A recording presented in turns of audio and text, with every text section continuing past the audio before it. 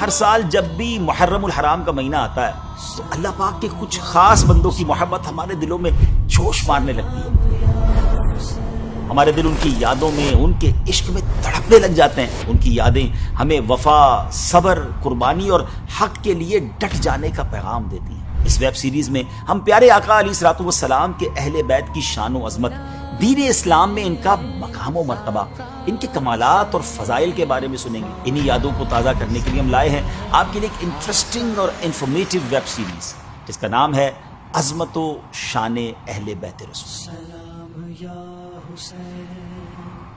کسی نے کیا خوب کہا ہے کہ غریب و سادہ و رنگی ہے داستان حرم، غریب و سادہ و رنگی ہے داستان حرم، نہایت اس کی حسین ابتدا ہے اسماعیل.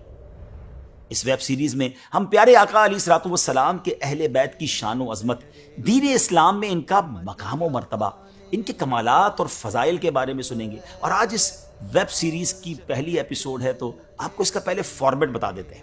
ایپیسوڈ کے سٹارٹ میں ہم اہل بیت سے کسی فرد کی کرامت سے متعلق کوئی واقعہ سنیں گے، درمیان میں اپنے ٹاپک کو ڈسکس کریں گے اور پھر آخر میں ان عظیم ہستیوں میں سے کسی کا حکمت بھرا کال سنیں گے.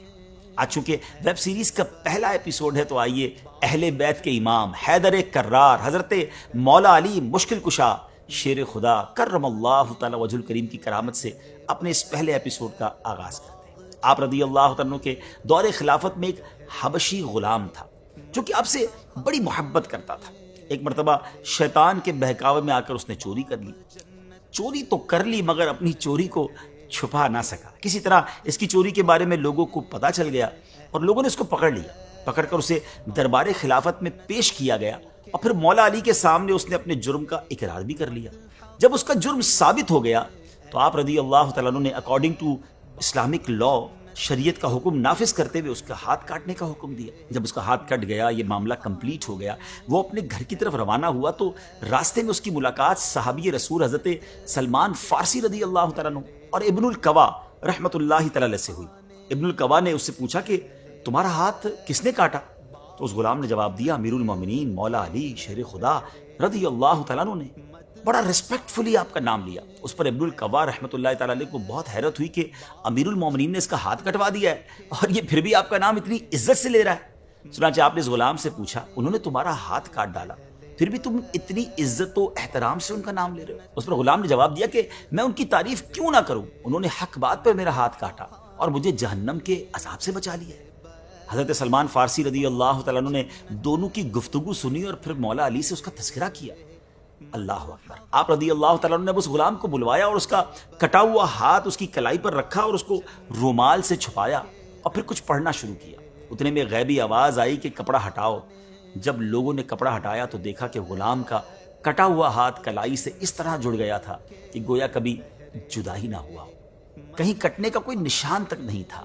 اللہ اکبر. یہ شان ہے ہمارے پیارے آقا علیہ الصلوۃ والسلام کے اہل بیت کی، اور مولا علی کی تو کیا ہی بات ہے. ناظرین، انسان اللہ رب العزت کی اشرف ترین مخلوق ہے، پھر انسانوں میں افضل ترین انبیاء کرام علیہ السلام ہے، اور پھر انبیاء کرام میں سب سے اعلیٰ اور عزت والے ہمارے پیارے آقا اللہ کے آخری نبی صلی اللہ تعالی علیہ وآلہ وسلم ہے. آپ کی ذات مبارکہ اللہ پاک کے نزدیک اتنی بلند ہے کہ آپ سے نسبت رکھنے والی ہر چیز کو رب نے سب سے اعلیٰ بنایا.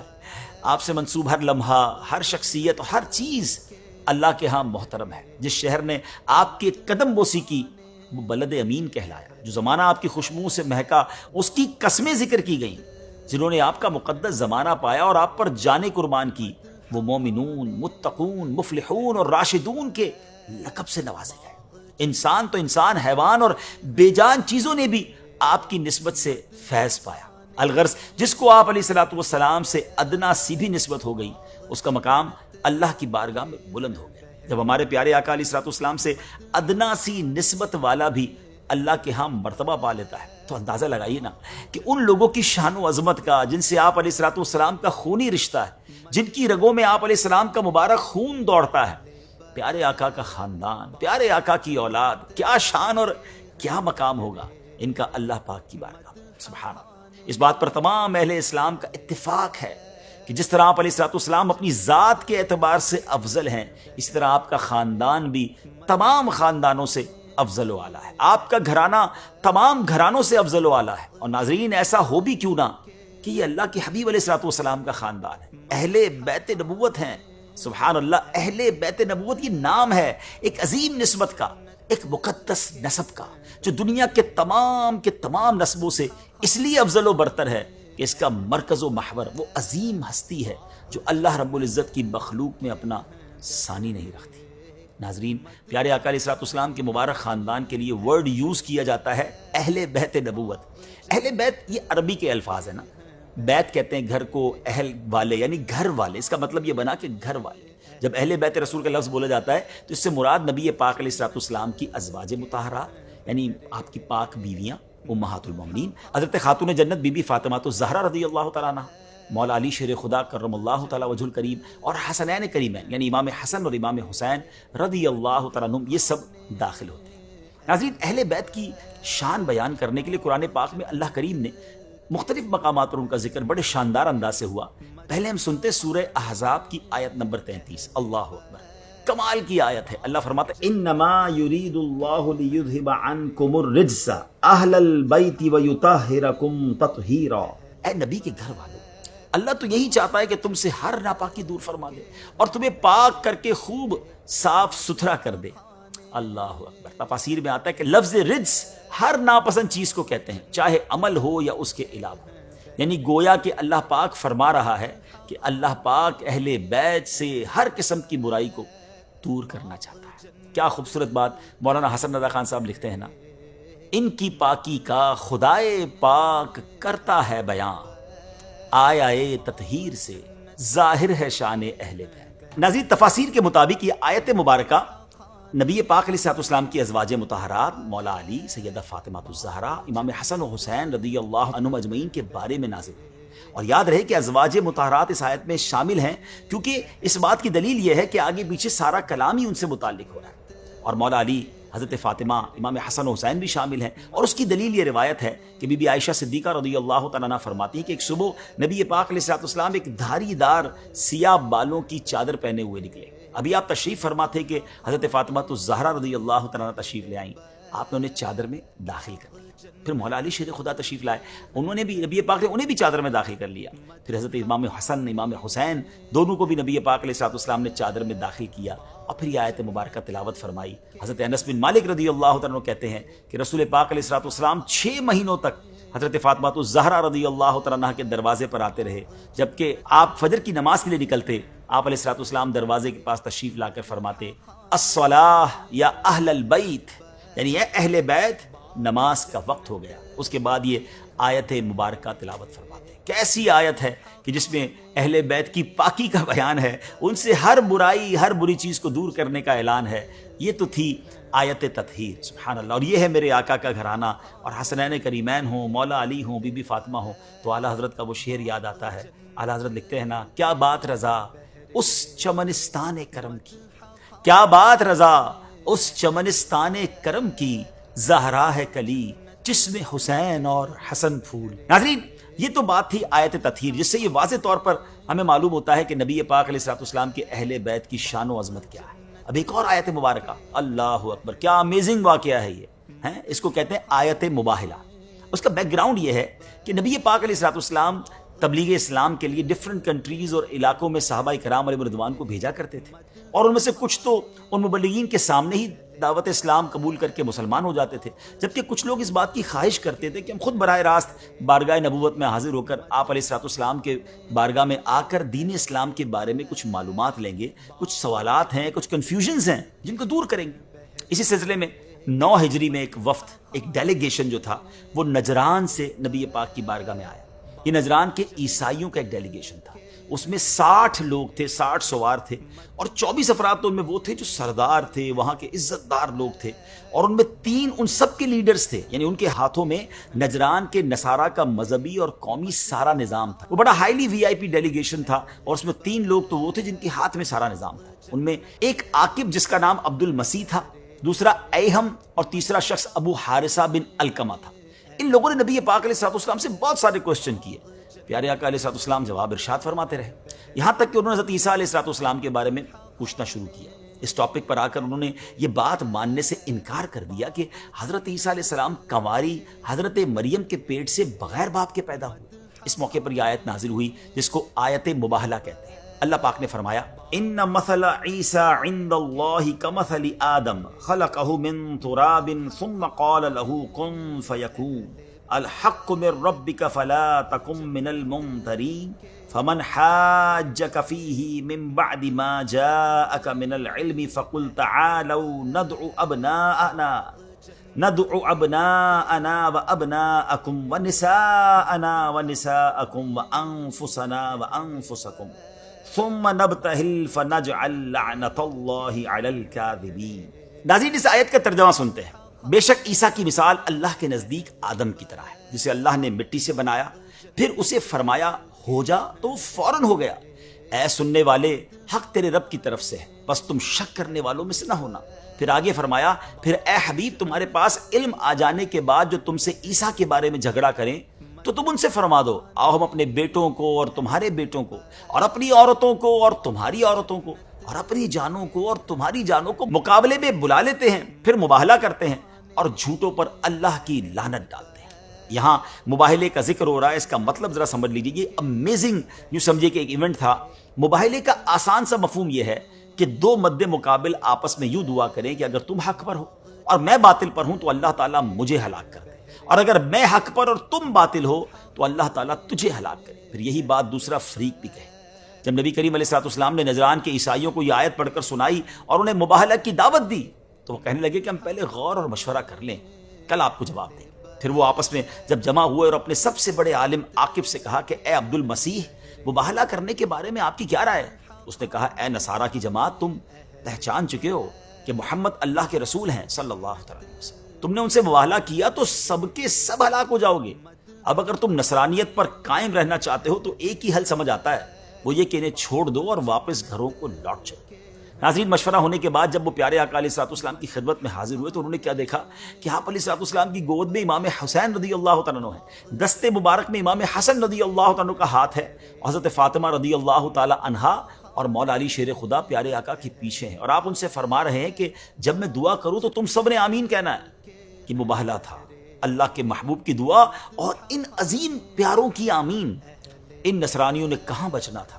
نجران کے سب سے بڑے عیسائی پادری نے جب ان حضرات کو دیکھا، ان نورانی چہروں کو دیکھا، وہ کہتا ہے جماعت نصارہ، میں ایسے چہرے دیکھ رہا ہوں کہ اگر یہ لوگ اللہ سے پہاڑ کو ہٹا دینے کی دعا کریں تو اللہ تعالیٰ پہاڑ کو اپنی جگہ سے ہٹا دے۔ ان سے مباہلہ نہ کرنا ورنہ ہلاک ہو جاؤ گے اور قیامت تک روئے زمین پر کوئی عیسائی باقی نہ رہے گا۔ یہ سن کر ان نصرانیوں نے نبی کریم علیہ الصلوۃ والسلام کی خدمت میں عرض کی کہ ہم مباہلہ نہیں کرنا چاہتے، اور پھر آخرکار انہوں نے جزیہ دینا منظور کیا اور وہاں سے روانہ ہو گئے۔